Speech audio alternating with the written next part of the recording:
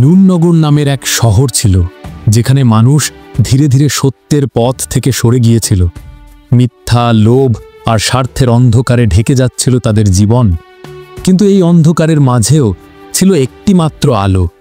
তার নাম নওশাদ। তিনি ছিলেন একজন সৎ, আল্লাহভীরু ও নির্ভীক মানুষ। ছোটবেলা থেকেই মানুষ তাকে চিনত তার সততা আর দয়ার জন্য।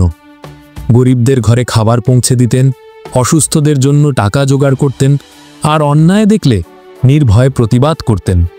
তিনি প্রায়ই বলতেন, সত্যের পথে হাঁটলে কাঁটা আছে, কিন্তু আল্লাহ সেই পথেই বরকত দেন।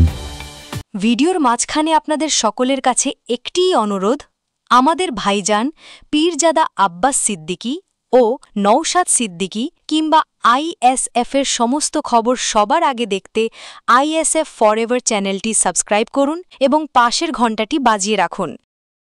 ধীরে ধীরে মানুষ তার প্রতি বিশ্বাস করতে শুরু করল। একদিন শহরে ঘোষণা এলো, নেতা নির্বাচনের সময় এসেছে। শহরের সবাই বলল, নওশাদই হবে আমাদের নেতা। কিন্তু এক ব্যক্তি ছিল যে চেয়েছিল নওশাদের এই আলো নিভিয়ে দিতে। তার নাম রাশিদ মালিক। ধনী, প্রভাবশালী, কিন্তু মিথ্যা ও অন্যায় ডুবে থাকা একজন মানুষ। সে ভাবল, যদি নওশাদ নেতা হয় তবে তার মিথ্যার সাম্রাজ্য শেষ হয়ে যাবে। তাই সে শুরু করল ষড়যন্ত্র। সে টাকা বিলিয়ে মানুষকে কিনে নিতে লাগলো, গুজব ছড়াতে লাগলো নওশাদ ভালো মানুষ নয়, সে শুধু নাটক করছে। নওশাদ এসব শুনেও চুপ করে রইলেন।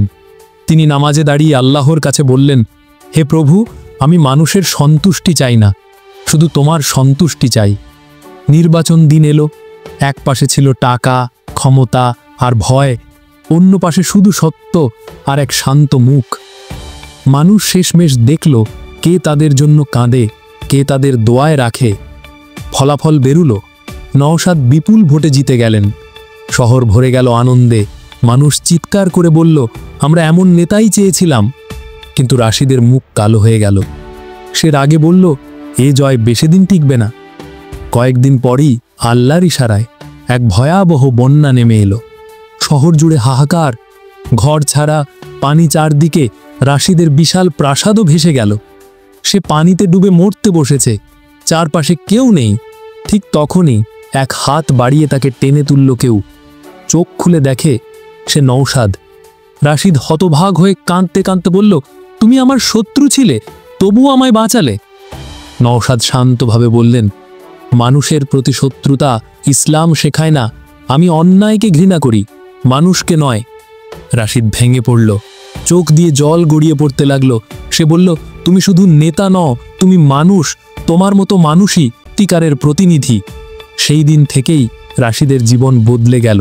সে নিজের সম্পদ দিয়ে শহরের ক্ষতিগ্রস্ত মানুষদের সাহায্য করল।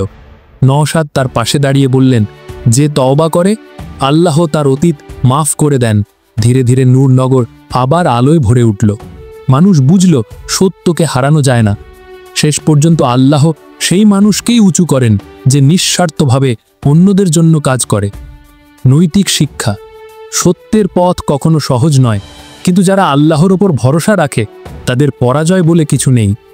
মিথ্যা হয়তো এক মুহূর্তের জন্য জেতে, কিন্তু শেষ জয় সব সময় সত্যেরই হয়।